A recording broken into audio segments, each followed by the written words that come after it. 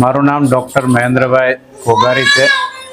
હું કામરેજ ખાતે વાવ પીએચસીના RBSK team number SRKR 525માં ફરજ બજાવું છું અને આ બાળક જે અમારા આરબીએસકે પ્રોગ્રામ અંતર્ગત જે અટલ સ્નેહ નામનો એક પ્રોગ્રામ આવે તેમાં બાળક નવજાત બાળક જન્મે તરત જ તેની તપાસ થાય અને એને કોઈ પણ બીમારી હોય તો તુરંત એની સારવાર કરાવવામાં આવે।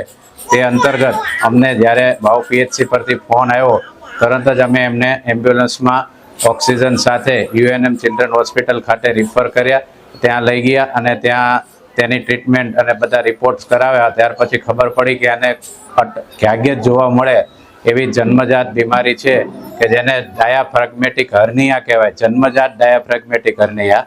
તે પડદો આપણે જે પેટ અને છાતી વચ્ચે જે પડદો આવે તે બરાબર ડેવલપ ના થયો હોય તેને કારણે આ પ્રકારની તકલીફ થાય।